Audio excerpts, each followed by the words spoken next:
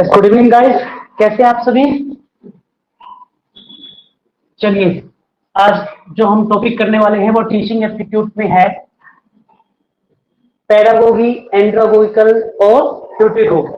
और हम करेंगे टीचिंग के फेसेस, कितने फेस होते हैं टीचिंग के। हम पढ़ेंगे आज माइक्रो टीचिंग के बारे में इफ वी हैव टाइम। अगर हमारे पास इतना समय बचा तो थोड़ा सा माइक्रो टीचिंग को भी देख लेंगे, ठीक है। तो आप सभी ने ना, आप सब लोगों ने एक चीज को पढ़ा होगा, वो क्या है कि आप पढ़ते आ रहे हो तीन टाइप के पॉइंट ऑफ व्यू से। क्या क्या थे? एक था आपका authoritarian, democratic and laissez faire, ठीक है। फिर आपने पढ़ा लेवल्स को। कौन कौन से लेवल्स थे? Memory level, understanding level and recollective level. Same जिस तरीके से आपने उनको तैयार किया है, जिस तरीके से वो आपको लर्न है, वो ही आता है आपका पेडागोगी, एंड्रोगोगिकल और ट्यूटोगोगी। बिल्कुल बिल्कुल वैसे ही, बस थोड़ा सा अंतर होता है इसे समझने का। पहले मैं पढ़ता हूं, फिर मैं एक्सप्लेन करूंगा। Pedagogy is a conventional approach in this method. Conventional का मतलब क्या होता है? कन्वेंशनल का मतलब होता है ट्रेडिशनल, यानी कि एक पारंपरिक। जो पेडागोगी जो तरीका है पढ़ाने का, वो एक पारंपरिक तरीका है। कैसा है हमारा पारंपरिक तरीका है?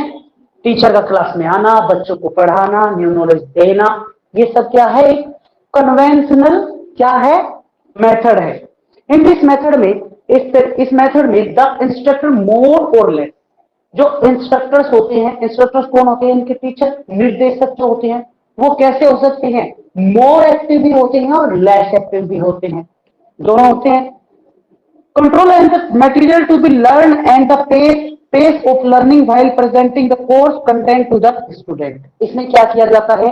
बच्चों के सामने सिस्टेमेटिक, स्ट्रक्चर, कंट्रोल के आधार पर। कंट्रोल किसके हाथ में होता है? इंस्ट्रक्टर के हाथ में होते हैं। और जो कंटेंट होता है वो स्ट्रक्चर प्रोवाइड किया जाता है, वो भी कौन करवाएंगे हमें प्रोवाइड? इंस्ट्रक्टर ही प्रोवाइड कराएंगे, ठीक है। आगे बढ़ते हैं। The purpose of this method, इस जो मेथड का मेन पर्पज है वो क्या है? Learning is to acquire and memorise new knowledge and learn new skill. यानी कि अगर हम पेडागोगी की अगर बात करते हैं तो इसका मेन ऑब्जेक्टिव है क्या? स्किल्स को एक्वायर करना यानी कि गेन करना, यानी कि प्राप्त करना, और न्यू नॉलेज को गेन करना। अगर हम पेडागोगी की बात करते हैं,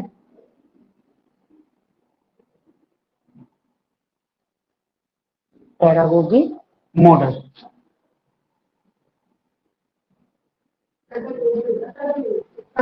Gogi, GOGY, pedagogy, no no logy, pedagogy, ठीक है। तो इसको एक बार मैं दोबारा रिवाइज करता हूं। पेडागोगी एक कन्वेंशनल मेथड है, एक ट्रेडिशनल मेथड है, यानी कि एक पारंपरिक मेथड है। बट जो इसमें मेन काम किसका होता है? इंस्ट्रक्टर का होता है, ठीक है। और जो कंटेंट प्राप्त होता है वो कैसा होता है? सीक्वेंस में एक सिस्टमेटिक कंटेंट मिलता है। पेडागोगी मॉडल का जो मेन पर्पज है वो है क्या? न्यू नॉलेज को गेन करना और स्किल्स को डेवलप करना। ये दो पॉइंट, क्या करना? न्यू नॉलेज को तो गेन करना,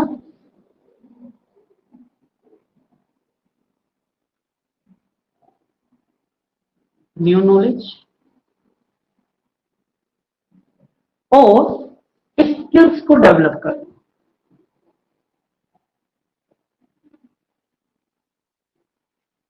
ये इसके मेन पॉइंट है। इसका मेन जो ऑब्जेक्ट है वो यही है। Instructor centered teaching can also be describe as pedagogical approach. जो इंस्ट्रक्टर टीचिंग सेंटर्ड है, सेंटर्ड होता है, यानी कि निर्देशक जिसमें मेन रोल भूमिका निभाते हैं, उसे ही कहा जाता है पेडागोगी मॉडल। अब मुझे बताओ कि कौन कौन सी ऐसे टॉपिक आपने पढ़े हैं जो इंस्ट्रक्टर सेंटर्ड थे? जैसे कि पॉइंट ऑफ व्यू था पहला, ऑथोरिटोरियन, वो पूरी तरीके से क्या है? टीचर सेंटर्ड है, वो भी बिल्कुल इसके तरीके का है। अगर हम बात करते हैं मेमोरी लेवल टीचिंग की, तो वो भी पूर्ण रूप से कैसा है, टीचर सेंटर्ड मेथड है, यानी कि टीचर ही उसमें अपना पूरा वर्क करता है। तो पेडागोगी मॉडल पूर्ण रूप से बिल्कुल कंपेयर आप उसकी कर सकते हो किससे, ऑथोरिटोरियन से और मेमोरी लेवल टीचिंग से। यानी कि इसमें वो सारी एक्टिविटी होगी जो आपके मेमोरी लेवल टीचिंग में होती है, जो आपके ऑथोरिटोरियन जो आपने पॉइंट ऑफ व्यू पढ़ा है उसमें होती है। कैसे, तो एग्जांपल से कैसे कि आप मुझे ये बताओ, मेमोरी लेवल टीचिंग में मेन भूमिका किसकी होती है, टीचर की। पेडागोगी मॉडल्स में भी मेन भूमिका टीचर की होती है। ये भी टीचर सेंटर हो गया और वो भी टीचर सेंटर हो गया। मुझे बताओ कि मेमोरी लेवल टीचिंग में कौन एक्टिवली वर्क करता है, टीचर एक्टिवली वर्क करता है, बच्चे क्या रहते हैं, पैसिवली वर्क करते हैं। यहां भी सेम है, टीचर मोर एक्टिव होगा। बच्चे भी एक्टिव हो सकते हैं, नहीं भी हो रहे होंगे तो धीरे धीरे हो जाएंगे, जैसे अंडरस्टैंडिंग लेवल पे होते हैं। मोर एक्टिव कौन होगा, टीचर होगा। टीचर सेंटर्ड का मतलब ही होता है मैन भूमिका निभाने वाला जो है वो कौन है, टीचर। क्लियर है, कोई डाउट नहीं, समझ में आ गया, आगे बढ़िए। Pedagogy the art of science and science of teaching. Pedagogy model क्या है, एक आर्ट है और एक साइंस है, किसका, टीचिंग का। वो भी सेम होते हैं भाई, वो भी तो पढ़ाने का एक तरीका ही है। जैसे अगर मैं ऑथोरिटोरियन की बात करूं या एमएलटी की मेमोरी लेवल टीचिंग की बात करूं, तो वो भी तो पढ़ाने के तरीके ही है। This is a art and science of teaching. क्या है, आर्ट और साइंस है। आगे बढ़िए। It determine how the teaching occurs. यह बताता है कि नॉलेज को कैसे प्राप्त किया जाए। The approach to teaching and learning. यह अप्रोच है कैसी, टीचिंग करने की, लर्निंग करने की। वो तो पूरा टीचिंग जो आपका एप्टीट्यूड है वो ऑलरेडी ही इसी बात पे डिपेंड है। उसमें सब पूरे के पूरे टीचिंग एप्टीट्यूड में आप सीखते क्या हो, यही तो चीज सीखते हैं हम लोग, क्या, टीच कराना, लर्निंग करना, टीच कराना, लर्निंग करना, इसके अलग कुछ सीखते ही नहीं है। चलिए, आपका पेडागोगी मॉडल में यही है, यानी कि हमें कितने टॉपिक्स याद रखने हैं, इसके कितने पॉइंट्स याद करने हैं, हमें इसके 2 या 4 पॉइंट याद करने हैं कि पेडागोगी मॉडल क्या होता है, टीचर सेंटर्ड होता है। इसका मेन पर्पस है न्यू नॉलेज को गेन करना और स्किल को डेवलप करना, और जो कंटेंट मिलेगा वो कैसा मिलेगा, स्ट्रक्चर मिलेगा। ठीक है, और मेन भूमिका कौन निभाएंगे, टीचर। हम बात करते हैं एंड्रागोगिकल मॉडल। एंड्रागोगिकल दूसरा है, ये फर्स्ट हो गया आपका। देन नाउ हम अब बात करेंगे सेकंड के बारे में। ANDRAGOGICAL।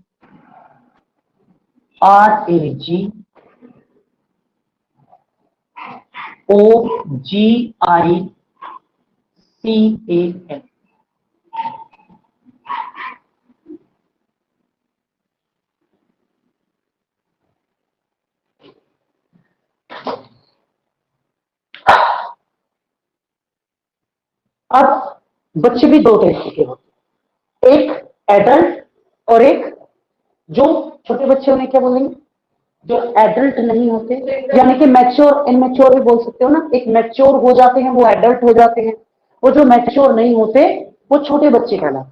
तो जो एंड्रागोगिकल मॉडल है ये मूल रूप से, यस, चाइल्ड कहलाते हैं सर, चाइल्ड। हाँ, चाइल्ड बोल सकते हो, अपने बच्चे बोल सकते हो, मैच्योर अनमैच्योर भी तो बोल सकते हैं ना। क्यों, एक को समझने की नॉलेज है और दूसरों को अभी समझने की नॉलेज नहीं है। किसी भी बात को एक ऐसा लेवल है कि अंडरस्टैंड कर सकता है और एक ऐसा लेवल है जो उन्हें अंडरस्टैंड नहीं कर सकता है। एंड्रागोगिकल जो मॉडल है ये मुख्य रूप से एडल्ट की लर्निंग से जुड़ा हुआ है। किसकी लर्निंग है, एडल्ट।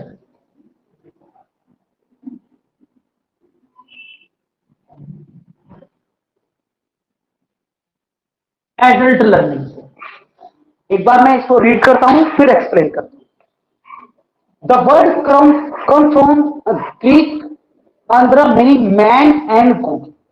चलो, जो ये वर्ड है एंड्रागोगी, ये आया है ग्रीक वर्ड से। कौन से, ग्रीक वर्ड। और इसको 2 पार्टों में डिवाइड कर दो। एंड जो पेडागोगी होता है ना, ये भी ग्रीक वर्ड है और इसे भी 2 जगह तोड़ देना। कैसे, एक तो लिख देंगे पेडा और प्लस में लिख देना गोगी। ये गोगी का मतलब क्या होता है, स्टडी। पैडा का मतलब होता है चिल्ड्रन, छोटे बच्चे होता है। तो चाइल्ड के लिए या चिल्ड्रन जो छोटे बच्चे होते हैं उनके लिए स्टडी, और ऐसे ही इसे भी तोड़ेंगे तो ग्रीक वर्ड का से दिया गया है, इसे तोड़ो एंड्रा, ANDRA प्लस GOGICAL, यानी कि एंड्रा का मतलब होता है मैन, मैन माने एडल्ट, जो एडल्ट मैन है वो, और गोगी का मतलब होता है स्टडी। देन हम कह सकते हैं कि जो एंड्रागोगी है वो एडल्ट यानी कि मैन के स्टडी से रिलेशन रखता है, पैडागोगी बच्चों, क्योंकि ये क्या हो गया, एमएलटी में बच्चे ही तो होते हैं, छोटे बच्चे, तो पैडागोगी बिल्कुल एमएलटी बेस है, जो पॉइंट्स एमएलटी में होंगे या ऑथोरिटोरियन में है same to same point pedagogy में होंगे। क्लियर हुआ? एंड्रागोगी को आगे बढ़ते हैं। इसीलिए ये इसमें जो एंड्रा का मीनिंग दिया गया है वो मैन है, तो ये किनको लीड करेगा, ये मैन को लीड करेंगे। पैडा का मतलब चाइल्ड है, तो ये किनको लीड करेंगे, बच्चों को लीड करेंगे। का मतलब सबको ना, मैन में सबको को नहीं, मैन वुमेन एडल्ट का मतलब, ठीक है। आगे The andragogy theory says that adult learners are different from children in many ways. जो ये मेथड है वो ये कहता है कि जो एडल्ट लर्नर्स होते हैं वो अलग होते हैं बच्चों के मुकाबले। क्यों? और ऐसे बहुत सारे पॉइंट्स हो सकते हैं। सोचना, क्रिटिकली सोचना, आप किसी भी पॉइंट से दो पहलू सोचते हो, प्लस एंड माइनस, लेकिन एक छोटा बच्चा ऐसा नहीं सोचता है। एक छोटा बच्चा क्या सोचता है कि टीचर उसे पढ़ा रहा है, तो उसने एक और एप्पल पढ़ कि एक और ही एप्पल क्यों होता है। आप हम तो बोर्ड में तो बहुत बार ऐसा सोचा होगा कि एक और ही एप्पल क्यों हुआ, बी फोर क्यों नहीं हुआ, लेकिन छोटे बच्चे इस चीज को कभी नहीं सोचेगा। तो बहुत सारे ऐसे रास्ते हैं, बहुत सारे ऐसे तरीके हैं जिसमें मैन चिल्ड्रन से बिल्कुल भिन्न होते हैं। उनके पास थॉट नहीं होता, वो थॉटलेस होते हैं, और जो मेंस होते हैं, एडल्ट होते हैं, उनका थॉट डेवलप होता है। ये इंटेलेक्चुअल सोच सकते हैं, आंतरिक थॉट बना सकते हैं, लेकिन एक छोटा बच्चा नहीं बना सकता। Next, the student learn best not only by receiving knowledge but also by interpreting. कहता है कि जो एडल्ट है जरूरी नहीं है कि उन्हें कुछ सिखाया ही जाए तो ही वो सीखे, ये इंटरप्रेट भी करते हैं, यानी कि इंटरनल भी एजुकेशन लर्निंग कर सकते हैं अपने आप से, लेकिन एक छोटा बच्चा ऐसा नहीं कर सकता। ठीक है, सॉरी लाइन गलत पढ़ ली थी। They need to know why they should learn something. उन्हें जरूरत होती है, ये जो एडल्ट होते हैं वो क्या करते हैं, वो जो भी सीखते हैं ना उसमें क्यों लगा देते हैं, किसका यूज कर देते हैं, व्हाई। कि ऊपर अगर आप किसी भी चीज को हवा में फेंकोगे तो वो जमीन पे गिरेगी, अगर टीचर ने किसी को बोला तो आप एकदम से क्वेश्चन बनाओगे व्हाई। फिर अगर मैं उस चीज को भी, कोई भी टीचर उस चीज को भी एक्सप्लेन करता है तो आप फिर से एक पॉइंट लगा सकते हो कि ऐसा ही क्यों, व्हाई। लेकिन एक छोटा बच्चा व्हाई का यूज नहीं करता है, उसे एक और एप्पल बना दिया गया या बता दिया गया तो उसने उसे मान लिया, कभी नहीं कहेगा व्हाई। सो ये डिफरेंस है, क्योंकि एडल्ट जो है जो भी नॉलेज को गेन करते हैं उसके बारे में और जानने की, उसे डेप्थ जानने की कोशिश करते हैं, और बच्चे उस डेप्थ से डेप्थ नॉलेज पे विश्वास नहीं रखते या उससे दूर रहते हैं क्योंकि वो सोच नहीं सकते। आगे बढ़ते हैं। They bring prior knowledge and experience that form a foundation for their learning. क्या करते हैं, वो अपनी जो प्रीवियस नॉलेज है उस नॉलेज में न्यू नॉलेज को एड ऑफ करते हुए चलते हैं, अपने एक्सपीरियंस के बेस पे, हैं, अपने लर्निंग और एक्सपीरियंस बेस पे। जैसे कि हमने कोई हवा में चीज फेंकी, वो जमीन पे गिरी, हमें किसी ने क्या बताया होगा कि क्या है जमीन में, अर्थ में क्या है कि जमीन पे ही वस्तु गिरी, हवा में क्यों नहीं गिरती, तो उसकी वजह से जमीन में गिरी। फिर हम उस एक्सपीरियंस से और कुछ भी सीखेंगे। सो अपने प्रियर एक्सपीरियंस और नॉलेज से हम ज्यादा गेन करने की कोशिश करते हैं, अधिक सीखने की कोशिश करते हैं, जो कि एक बच्चा नहीं करेगा। Next, they are self directed and want to take charge of their learning journey. ये क्या कर सकते हैं, जो एडल्ट होते हैं वो सेल्फ डायरेक्ट कर सकते हैं अपने आप से। राइट, आपने 10th 12th किया, शायद आप लोगों को पता हो, लेकिन बहुत से बच्चों को ये नहीं पता होता कि उन्हें कौन सा सब्जेक्ट लेना है, बस सबने लिया तो उन्होंने ले लिया। लेकिन अगर हम पोस्ट ग्रेजुएट की बात करें तो क्या ऐसा पॉसिबल है? नहीं। पोस्ट ग्रेजुएट में एडल्ट अपने आप को डायरेक्ट करता है, मुझे किस डायरेक्शन में जाना है, किस प्लेटफॉर्म पे जाना है, राइट। आगे बढ़ते हैं। In this method the learner is mostly self directed and it is responsible for her और हर हिज और हर ओवर लर्निंग। इस मेथड में जो एडल्ट है वो सीखने की अपने आप में क्या रखते हैं, बेसिस रखते हैं, खुद से ज्यादा सीखते हैं, ठीक है। सो यही था आपका एंड्रागोगिकल मॉडल। सो मैंने इसे इतना एक्सप्लेन सिर्फ इसलिए किया ताकि आप लोग इसे समझ लो। ये टोटली बेस है ऑथोरिटोरियन मेमोरियलाइज, जो सॉरी आपका डेमोक्रेटिक का बिल्कुल वैसा ही। हमारा जो डेमोक्रेटिक मेथड है वो डेफिनेटली किस पर डिपेंड होता है, एडल्ट पे ही तो होता है। वहां हम एडल्ट हो जाते हैं ना, समझदार हो जाते हैं, समझने लगते हैं। एडल्ट का मतलब है जो मैच्योर हो जाते हैं, जो किसी चीज को समझने लगते हैं। सेम है, बस इसमें जो आपको पॉइंट है वो क्या याद रखना है कि ये कहां से लिया गया वर्ड है, ग्रीक वर्ड, और इसका मीनिंग क्या होता है, मैन को लीड करना। अगर आपसे पूछा जाए पैडागोगी का मतलब, तो पैडागोगी ग्रीक वर्ड से लिया गया है, और पैडा का मतलब होता है चिल्ड्रन या बच्चे, और गोगी का मतलब होता है स्टडी। यानी कि बच्चों को जो लीड किया जाएगा वो मॉडल होगा पैडागोगी मॉडल, और अगर बड़ों को या एडल्ट को या मैन को लीड किया जाएगा वो होगा एंड्रागोगी। क्लियर है? चलो नेक्स्ट आगे बढ़ती हैं। हेटुगोगी, ये सब ग्रीक ही वर्ड हैं। ये तीनों जो पैडागोगी है, एंड्रागोगी है और हीटू, HEUTAGOGY,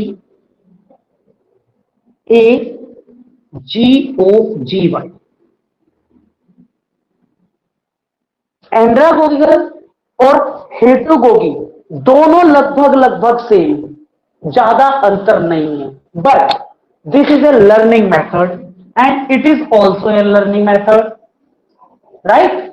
ये भी लर्निंग मेथड है, ये भी लर्निंग मेथड है, ये भी लर्निंग मेथड है, सारे लर्निंग मेथड है। ये बच्चों को लीड कर रहा है, ये एडल्ट को। इसके बारे में जानते हैं, आई विल टीच फर्स्ट और उसके बाद में एक्सप्लेन करूंगा। Sorry read. Heutagogy otherwise known as self determined learning, ये क्या करता है, खुद से सीखना, अपने आप से। यानी कि आप कहां चले गए, अब आप चले गए हो लाइडेफाई या रिफ्लेक्टिव लर्निंग में। अब ये खुद से सीखने की बातें करने लगे हैं, अपने आप से सीखना। It is a student centre instructional strategy that emphasizes the development of authority, capacity and capability। यानी कि अपने आप से अपनी क्या क्या डेवलप करना, अपनी लर्निंग में क्या क्या डेवलप करना, तीन चीजों को इसने दिया है, ऑटोनॉमी, कैपेसिटी एंड कैपेबिलिटी। और यही तो होता है, यानी कि अगर मैं इसको क्या कर दूं, मैच कर दूं किससे, रिफ्लेक्टिव से या फिर लाइजर फायर से, तो हो सकता है, क्योंकि उसमें भी तो अपने आप से सीखना होता है, इसमें भी अपने आप से सीखना है। इसमें पॉइंट है कि अपनी तीन चीजों को डेवलप करने के लिए, कौन कौन सा, फर्स्ट नोट नहीं किया आपने, autonomy, AUTNOMY, capacity, CAPICTY and ability, capability, sorry.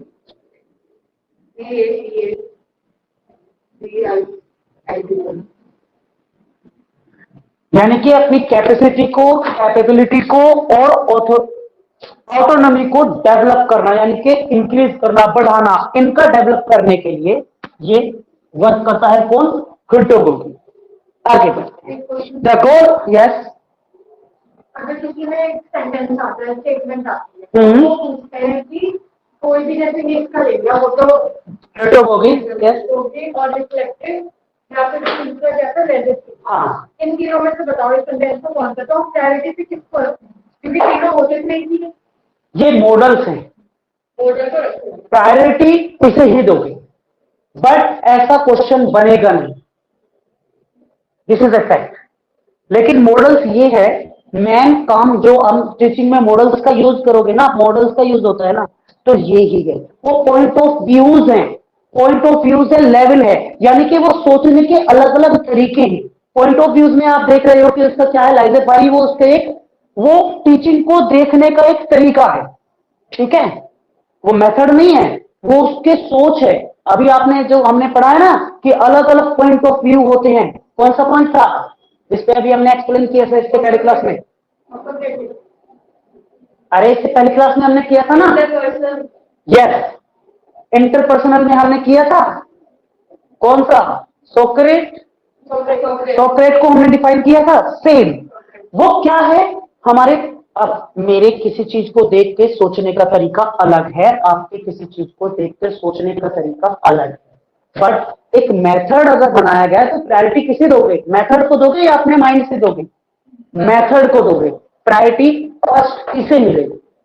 बाद में उन्हें मिलेगी, ठीक है। और वो लेवल भी किसी इंसान ने दिया है, एक ने नहीं दिया है लेवल, अलग अलग आदमियों ने दिया है, तो उनका मानना भी अलग अलग रहा होगा, तभी तो उन्होंने अलग अलग दिया है, लेकिन मेथड तो यूज ये किया जा रहा है ना। क्लियर है? चलिए, और the goal of pedagogy is to teach life long learning. Point लिख लेना, इसका जो मुख्य जो पॉइंट है ना वो ये है, लाइफ लॉन्ग लर्निंग।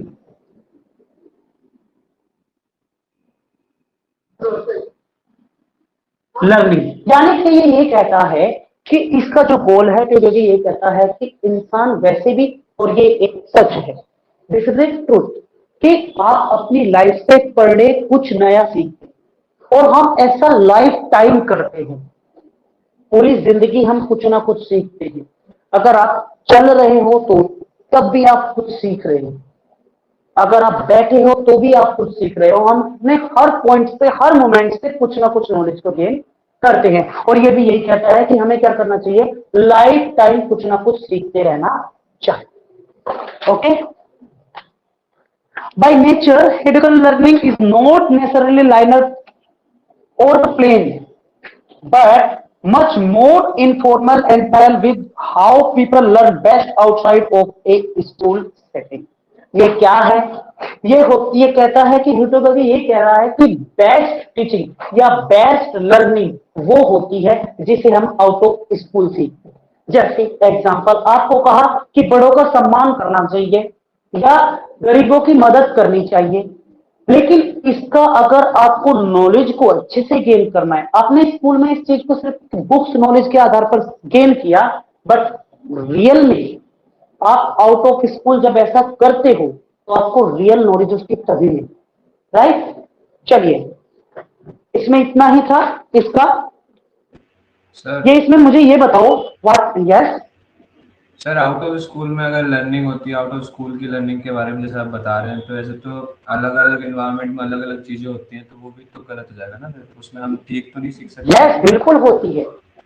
आप ये बताओ प्रथी, सॉरी नाम गलत लिया गया हो तो, नहीं नहीं, अलग अलग इन्वायरमेंट में एजुकेशन अलग अलग होती है, लेकिन आप इस बात को मानोगे कि जो आप अपने आप से सीखते हो वो बेस्ट है? नहीं सर, स्कूल में सर दी वही जाने तो। वाली एजुकेशन किसी भी, सुनो, स्कूल में किसी भी इन्वायरमेंट में आपको एजुकेशन दी जा रही है, वो बुक्स नॉलेज होगी, जी डेफिनेटली वो बुक्स नॉलेज होगी। जी, लेकिन अगर आप एनवायरनमेंट से बाहर निकल के आउट ऑफ स्कूल कुछ सीखते हो तो वो आप अपने आप से सीखते हो, और वो हमेशा ही बेटर होता है, ठीक सर है? यही मैं क्वेश्चन है मेरा कि सपोज अगर मैं अभी मार्केट में जा रहा हूँ या कहीं बाहर जा रहा हूँ, अगर वहां पे मैं गालियां सुन रहा हूँ, वो मैं सीख रहा हूँ, पहली बार सुन रहा हूँ और मैं सीख रहा हूँ, तो ये मेरे लिए तो गलत हुआ ना, ठीक तो नहीं हुआ।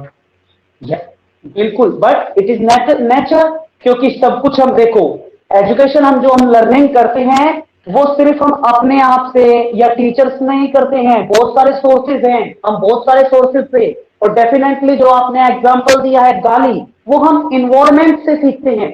और सबसे, क्योंकि इंसान का नेचर ही है इन्वायरमेंट से सीखना, सबसे पहले तो एक इंसान जो भी अपनी लर्निंग गेन करता है ना वो इन्वायरमेंट से ही करता है, ठीक है? जी, तो सर ये चलिए, थर्ड वाला जो है वो हाँ, किसके लिए आता है, सबके लिए आता है, एडल्ट के लिए या चाइल्ड के लिए, सबके लिए आता है ये आप जब, हाँ, चाइल्ड के लिए नहीं आता है, ये क्या है आपने पढ़ा ना, वो पढ़ा है रिफ्लेक्टिव टीचिंग। Yes sir. जब एक बच्चा पीएचडी में चला जाता है और वो अपने आप से, देखो यहां भी जो आपको इंस्ट्रक्शन देगा ना सीखने का, वो टीचर देगा इसमें एंड्रागोगी में, और पैडागोगी में भी टीचर देगा।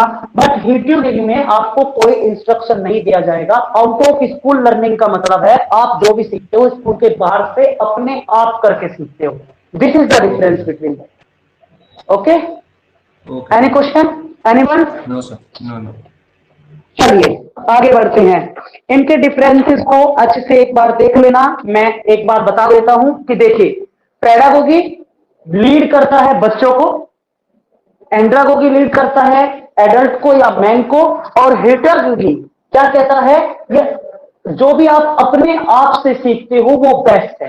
आउट ऑफ स्कूल जो कंटेंट आप सीखते हो, और ये कहता है इसका जो मूल उद्देश्य है वो 3 चीजों को डेवलप करना है, ऑटोनॉमी, कैपेसिटी एंड कैपेबिलिटी। ठीक है, ये क्या इसका जो गोल है वो है लाइफ लॉन्ग लर्निंग, हमेशा सीखते रहो, हमेशा सीखते रहो।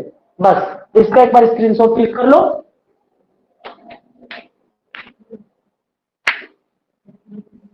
हो गया सर, हो गया? लिखा हुआ है। चलिए आगे बढ़ते हैं।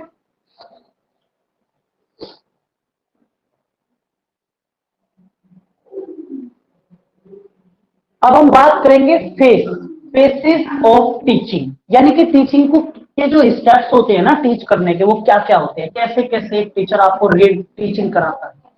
ठीक है, तो हम उस फेसेस के बारे में बात करें। चलो पहले मैं बिना व्हाइट बोर्ड पे बताए कुछ एक्सप्लेन करता हूं, उसे समझेंगे और उसके बाद मैं इस पे राइट करूंगा। टीचिंग के फेसेस कितने होते हैं? There are 3 phases of teaching. 3 phase होते हैं। कैसे? चलो पहले एग्जांपल लेते हैं, उसके बाद एक्सप्लेन करते हैं। एक टीचर जब आपको क्लास में पढ़ाने आता है, उस टीचर को भी छोड़ो, मुझे ले लो, मैं जब आपको यहां क्लास में पढ़ाने के लिए आया हूं, तो क्लास में पढ़ने से पहले, क्लास में पहुंचने से पहले मैंने कुछ ना कुछ प्लान किया होगा कि मुझे आपको पढ़ाना है तो क्या पढ़ाना है, कौन सा कंटेंट पढ़ाना है। प्लानिंग के साथ मैंने एक गोल भी फिक्स किया होगा कि मुझे आज अपना ये टॉपिक कंप्लीट कराना है। ठीक है, तो जब टीचर क्लास में पहुंचने से पहले टीचिंग के बारे में जो प्लानिंग करता है, उसे इस टीचिंग का फर्स्ट फेज यानी कि प्री एक्टिव फेज बोला जाता है। कौन सा phase? Pre active phase. Second, दूसरी बात अगर हम करें, जब मैं आपकी क्लास में आ गया है ना, और मैंने आपको गुड इवनिंग वगैरह बोला, उसके बाद मैंने आपको टॉपिक का नाम बताया है। जब मैं क्लास में रहते हुए आपके सामने जो एक्टिविटी करता हूं, जिस मेथड से मैं आपको पढ़ा रहा हूं, जो मैं आपको समझा रहा हूं, जिस कंटेंट का मैं यूज कर रहा हूं, उसे इंटरएक्टिव फेस बोलते हैं। जब मैं आपके सामने खड़ा होकर एक्टिविटी कर रहा हूं, तो ये कौन सा फेस है टीचिंग का? इंटरएक्टिव फेस, यानी कि मैं आपके सामने आ गया। तीसरा, जो थर्ड फेस है वो इंपोर्टेंट है। जब मैंने आपको पढ़ा दिया, मैंने आपको कंटेंट समझा भी दिया, मैंने अपना जो गोल फिक्स किया था उसके आधार पर मैंने आपको बेस पे पढ़ा दिया। अब जैसे ही क्लास ऑफ होती है और मैं आपसे कहता हूं कि बाय बाय, टेक केयर, अपना ध्यान रख के कल मिलेंगे, तो उसके बाद मैं इस क्लास के बाहर निकलूंगा और जब मैं खुद का इवेल्युएशन करता हूं, कैसे? जो मैंने गोल फिक्स किया था, क्या मैंने गेन किया है? First point. सेकंड, जिस मेथड से मैं पढ़ाना चाह रहा था, टीच कराना चाह रहा था, क्या वो मेथड सही था? क्या जो मैंने बच्चों को टीच कराया है वो उन्हें समझ में आया है? तो जब मैं अपने आप का इवेल्युएशन कर रहा हूं, तो इसे पोस्ट एक्टिव फेज कहते हैं। फर्स्ट, क्लास में आने से पहले। सेकंड, क्लास में रहते हुए। थर्ड, क्लास के बाद की एक्टिविटी। तो there are 3 phases of teaching, और ये क्वेश्चन आया था 2015 में कि टीचिंग के फेसेस कितने होते हैं, उनके नाम दिए गए थे। 3 फेस होते हैं। ठीक है, फेस टीचिंग फेस, सेकंड हो गया इंटरएक्टिव टीचिंग फेस, और थर्ड हो गया एक्टिव टीचिंग फेस। अब नोट करेंगे।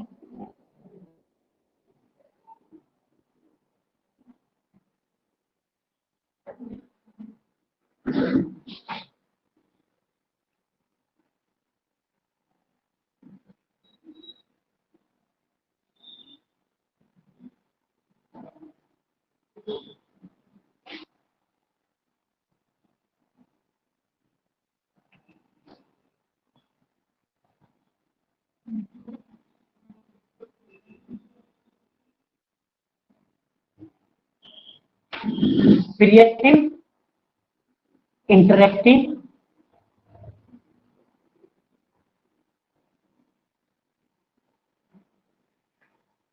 And posted.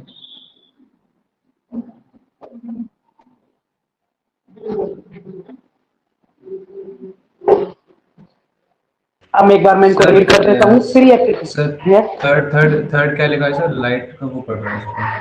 Post active phase, post active phase है ना, इसे इवेल्युएशन स्टेज भी बोलते हैं। सेल्फ इवेल्युएशन स्टेज, यहां पे टीचर अपना इवेल्युएशन करता है। इंटरेक्टिव फेज को बोला जाता है इम्प्लेसमेंट, यानी कि यहां प्रेजेंटेशन करेगा, है ना।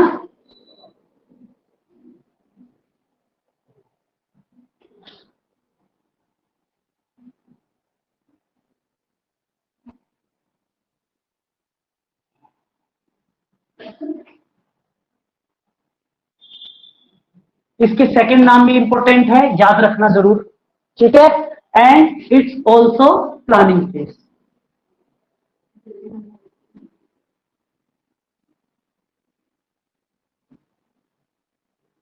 ठीक है, तो इनके जो सेकंड नेम दिए गए हैं ये भी इंपॉर्टेंट है। हो सकता है आपको फर्स्ट नेम की जगह क्वेश्चन में क्या कर दे, सेकंड नेम दे दे कि बताओ कौन सी स्टेज में टीचर अपना इवेल्युएशन करता है। तो कौन सी होती है टीचिंग की स्टेज? वो पोस्ट एक्टिव या इवेल्युएशन स्टेज, यानी कि थर्ड स्टेज होती है। ठीक है, अब एक बार मैं रीड करता हूं। Pre active stage, pre active stage यानी कि प्लानिंग स्टेज। अब मैं जो मैंने एक्सप्लेन किया है उससे अलग कुछ नहीं होगा, लेकिन मैं एक बार रीड करता हूं। बिफोर एक्चुअल क्लासरूम टीचिंग और व्हाट जैक्सन कॉल। एक और इंपॉर्टेंट पॉइंट है, वो इसका ये है कि इसे काल्म फेस भी बोला जाता है भैया। काल्म फेस का मतलब कोई बताएगा? यस। और इसे किसने दिया, बोला है ये कि ये काल्म फेस है, ये बात बोली है जैक्सन ने।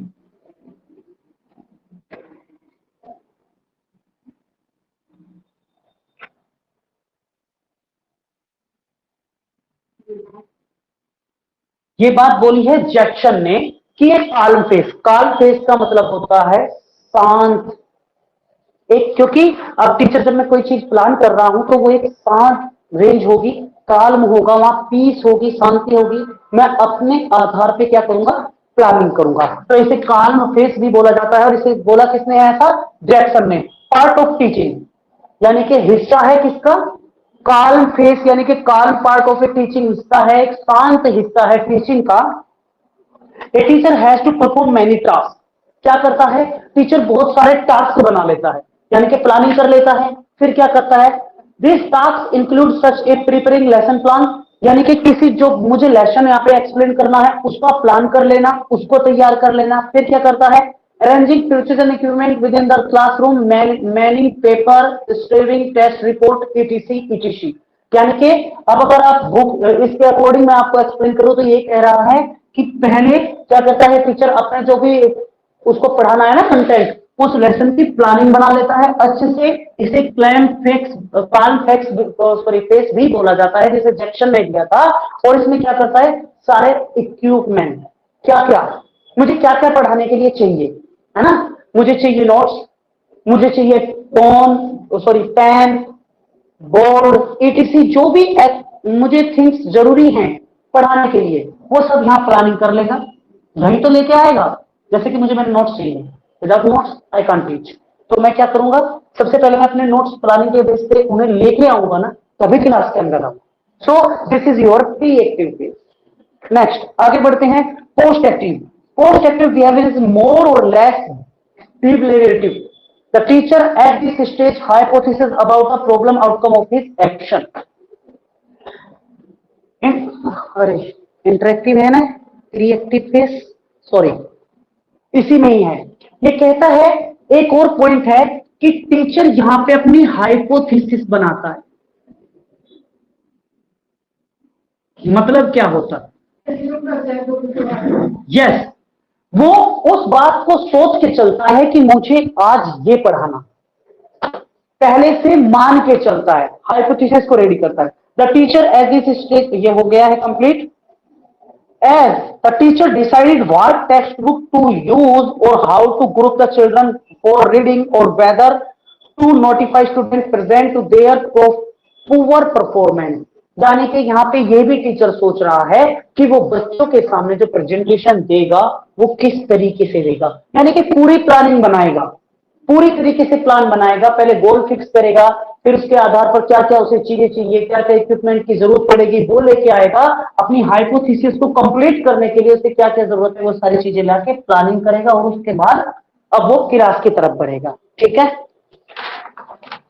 चलिए, फॉलोइंग ऑप्शन और सब स्टेज इन आर इन्वॉल्व, इसमें कुछ सब स्टेजेस के नाम हैं, मैं बता देता हूं। जैसे कि ये 4 पॉइंट है इंपॉर्टेंट, बोला गया है फॉर्मेनिंग और फिक्सिंग अप गोल। गोल मतलब अपने गोल को फिक्स करना। ठीक है, पहला काम ये करेगा। Taking decision about the content, content का डिसीजन, जो जो उसे कंटेंट चाहिए। फिर मैनेजिंग और sequence appropriate means and ways of presentation, वो तरीका कि मुझे किस तरीके से प्रेजेंटेशन करना है, प्रेजेंट करना है बच्चों के सामने। एंड क्या करेगा, यस, ये 3 से 4 जो पॉइंट हैं वो इसके बारे में पढ़ लेना, क्लियर है, इससे ज्यादा कोई जरूरत नहीं है। ठीक है, हो गया आपका प्री एक्टिव फेज। अब चलते हैं क्लासरूम के अंदर क्या होता है। Interactive phase stage, this is A actual classroom teaching. मैंने वो पहले ही आपको एक्सप्लेन किया है कि क्या है, एक्चुअल क्लासरूम टीचिंग है। टीचर क्लास में आएगा, अपनी प्लानिंग के बेस पे, जो उसने अपना प्लान किया है, जो गोल फिक्स किया है, उसको गेन करने के लिए बच्चों को टीच करेगा, पढ़ाएगा।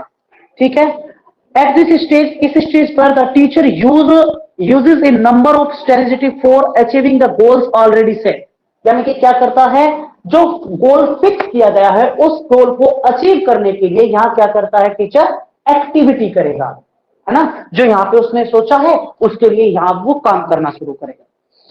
The behavior of the teacher is more or less spontaneous, बताएगा spontaneous का मतलब क्या होगा, कोई बताएगा? Yes, research suggested that the thing happened quickly during the teaching season. For example, the elementary teaching many change the focus of conjunction and many in 1000 time daily. एक research में ये भी शोध हुआ है, क्या शोध, नाम क्या था उसका, स्पॉन्टेनियस का मतलब क्या था, साथ साथ। यहाँ पे ये एक रिसर्च में ये पता चला है कि जब एक टीचर क्लास में जाता है ना, तो जो भी वो प्लान करके जाता है वो उस बेस पे पढ़ा नहीं सकता। एक बार में एक टीचर को लगभग एक ही क्लास में अपने जो पढ़ाने के मेथड होते हैं ना, उसे कई बार चेंज करना पड़ जाता है। जैसे वो सोच के गया है वो वैसा नहीं कर सकता, उसे अकॉर्डिंग टू चिल्ड्रन क्या होगा, अपने आप को, अपने बिहेवियर को चेंज करना, अपने मेथड को चेंज करना। ठीक है, चलिए इसके जो पॉइंट्स हैं वो पढ़, पढ़ाई के तरीके में। हाँ, यस, समय जो सडनली चेंज करना पड़ जाता है अपने तरीके में। हाँ, यही तो है, ये एक रिसर्च में भी ये पता बताया गया है कि अपने पढ़ाने के तरीके को टीचर को बदलना पड़ जाता है। तो ऐसा नहीं है कि जो वो सोच के आया है उसी तरीके से आपको पढ़ाएगा, उसको चेंज करना पड़ सकता है, अपना मेथड बदलना पड़ सकता है। शायद मेरे सोचे हुए मेथड से बच्चों को समझ में नहीं आ रहा हो, तो मुझे अपना मेथड बदलना पड़ेगा ना, ऑन द पॉइंट पे, सेम पॉइंट मुझे अपना मेथड बदलना पड़ेगा, नहीं तो उसको कोई बेनिफिट नहीं आएगा, मैं अपने जो मैंने गोल फिक्स किया है उसे अचीव नहीं कर पाऊंगा। ठीक है, इसके पॉइंट्स हैं 4। सिलेक्शन ऑफ स्टिमुली, स्टिमुली का मतलब बताओ, STIMULI, what is the meaning of it? Yes,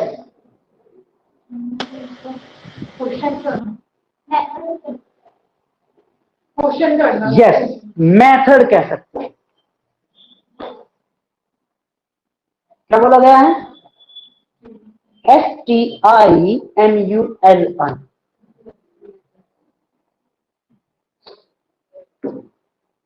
presentation of the stimuli, feedback of reinforcement, यानी कि जो इसका फीडबैक है, इसमें जो आपका इंटरेक्टिव फेस है ना, इसमें फीडबैक आपको तुरंत मिलता है, आपको इसमें फीडबैक तुरंत मिल जाएगा। बच्चों के बिहेवियर से ही फीडबैक मिल जाता है। अगर किसी बच्चे को पढ़ने में इंटरेस्ट होगा तो उसकी आंखें खुली होंगी और वो एक्टिवली बैठा होगा, सुन रहा होगा। टीचर को अपना जो वो पढ़ा रहा है उसको इंटरेस्टिंगली बनाना चाहिए। हाँ, आना चाहिए स्टूडेंट, समझ में आना चाहिए स्टूडेंट्स, है ना।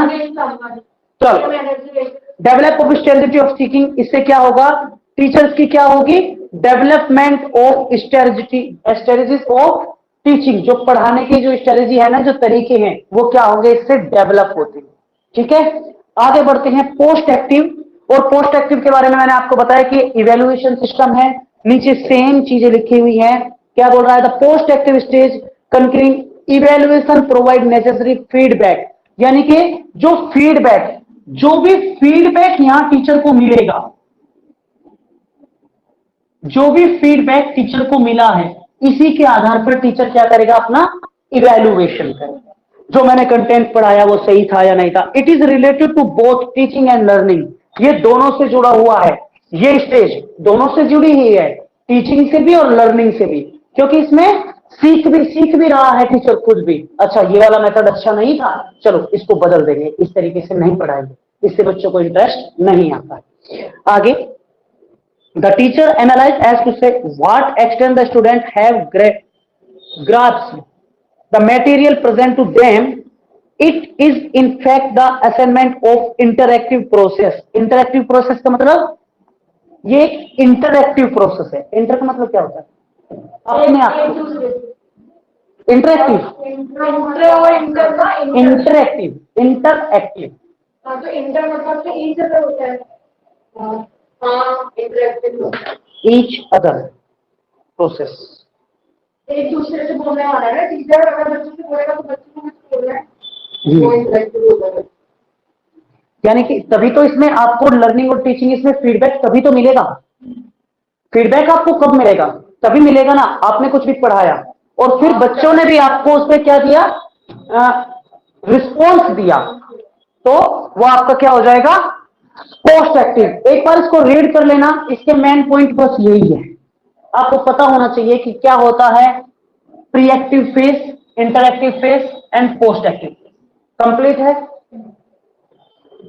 चलिए इसका स्क्रीनशॉट ले लीजिए।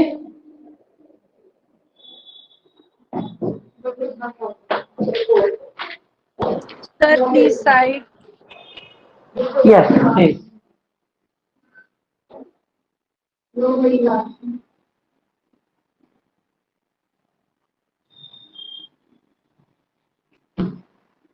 हो गया? Yes, online class. हाँ जी सर, हो गया। चलिए, अब एक छोटा सा पॉइंट है जिसको हम करेंगे मंडे में, लेकिन उसे थोड़ा सा समझ लेते हैं because we have time. So 1 minute दे दीजिए और फिर इसके बाद क्लास ऑफ करें। अभी एक पॉइंट आपका नेक्स्ट पॉइंट आएगा जिसका नाम है micro teaching.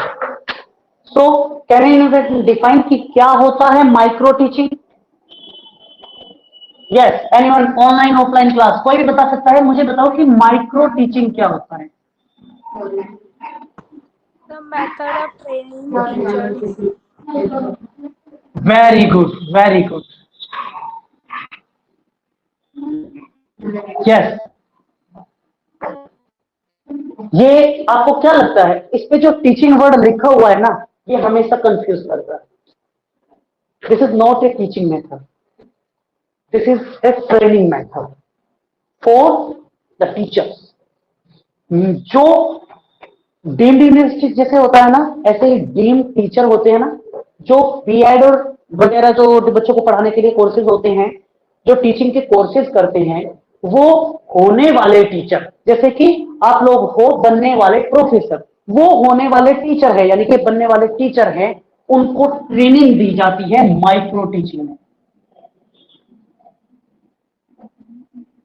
This is not a teaching method, ये कोई टीचिंग मेथड नहीं है, इसमें ट्रेन किया जाता है, तैयार किया जाता है। जैसे कि एक एग्जांपल से मैं समझाऊं तो आप लोगों को ना इस एक एग्जांपल से ये पूरा का पूरा पॉइंट क्लियर हो जाए। इसको किसी को लिखना नहीं है, नोट नहीं करना है, ना ही पिक क्लिक करनी है। इसको हम दोबारा करेंगे ऑन मंडे 5 PM। बस एक बार समझ लेते हैं एक एग्जांपल से। एक बीएड करने वाला जो स्टूडेंट होता है ना, वो किस तरीके से टीचर बनता है जानते हो? पहले 4 to 5 मंथ उसे थ्योरिकल प्रोवाइड की जाती है। पहले 4 से 5 महीने उसे क्या ना थ्योरिकल एजुकेशन दी जाएगी, नॉलेज दी जाएगी। उसके बाद क्या है, मान लो अगर क्लास में टोटल 60 बच्चे तो उनको ग्रुप में डिवाइड कर दिया जाएगा, 1 2 3 4 5, यानी कि इनके बराबर के ग्रुप बना दिए जाएंगे। और एनसीईआरटी के अकॉर्डिंग एक ग्रुप में 5 से कम 5 होने चाहिए और ज्यादा से ज्यादा 6 10 आदमी होने चाहिए। तो मान लो जैसे ये 10 के ग्रुप बना दिए, ठीक है? तो ऐसे ग्रुप बना दिए जाते हैं बीएड वालों। और फिर पता है क्या होता है, ऐसा होने के बाद में एक क्लास दी जाएगी। इन्हीं 10 में से एक स्टूडेंट टीचर बन के बोलेगा और बाकी जो 9 स्टूडेंट है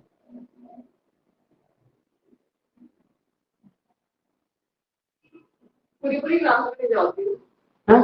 पूरी क्लास नहीं, जब आप पूरी क्लास लोगे ना, this is the difference between micro teaching and macro teaching.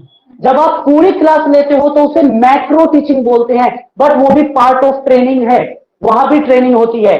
पूरी क्लास लेते हो जब आप जॉब में चले जाते हो, जब आप टीचर बन जाते हो। ट्रेनिंग में पूरी क्लासेस नहीं ली जाती।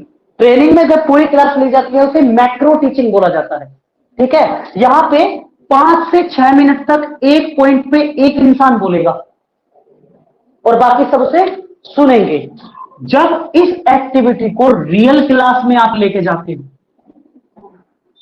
रियल क्लास में लेके जाते हो, यानी कि यहां पे लगभग अभी टाइमिंग का पता नहीं है, लेकिन 28 या 31 इतना टाइम था पढ़ाने का, रियल बच्चों को रियल क्लासरूम में जाके पढ़ाने। यहां पे तो आर्टिफिशियल क्लास है कि बच्चे भी आर्टिफिशियल है, लेकिन रियल टीचिंग होती थी। यहां भी रियल टीचिंग होती है और यहां भी रियल टीचिंग होती है। यहां पे स्टूडेंट बिल्कुल पूरी एक क्लास भरी हुई होगी जैसे रहती है। अदर स्कूल में पढ़ाने जाओगे, पढ़ाने जाते हैं बीएड वाले बच्चे, यहां पे जो बीच का पार्ट है, यहां पे वो अदर स्कूल में नहीं जाते, अपनी ही क्लास के स्टूडेंट्स जो होते हैं, अपने ही क्लास के जो क्लासमेट्स होते हैं उन्हें टीच करते हैं। यहां पे 40 से 45 मिनट का पूरा पीरियड लेते हैं, यहां पे सिर्फ 5 से 6 मिनट का पीरियड लेते हैं। ये पॉइंट मैंने आपको इसलिए बताया है कि पूरा माइक्रो टीचिंग सिर्फ इन 3 चीजों से समझ में आ जाता है, ठीक है? सो आज के लिए ये काफी है। मिलते हैं on Monday same time 5 o'clock। तब तक के लिए टेक केयर, बाय बाय, ध्यान रखिए। Thank you guys. Sir yes, sir ये पहला पॉइंट समझ नहीं आया, 4 to 5 टीई क्या लिखा हुआ है? देखो पहले जो बीएड वाले बच्चे होते हैं ना, जो बीएड करते हैं टीचिंग के लिए, उनको पहले 4 से 5 मंथ में ना थ्योरिकल एजुकेशन दी जाती है, ठीक है? यानी कि किताबी लैंग्वेज की जो किताबी जो एजुकेशन है वो प्रोवाइड किया जाता है, फिर उनको ट्रेनिंग देनी शुरू की जाती है, उन्हें ट्रेन किया जाता है। So micro teaching is not a teaching, it is a training. Teacher training method. Yes, ये क्या है? Teacher training method.